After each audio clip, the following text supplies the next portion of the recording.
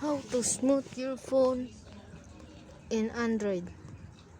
Here, back here, please go to settings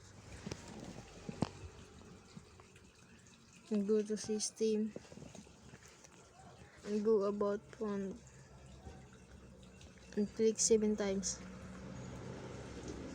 You are now a developer. Now go here, go developer option. This here, window animation scale 0.5, transition animation scale 0.5, animator duration scale 0.5, and please subscribe.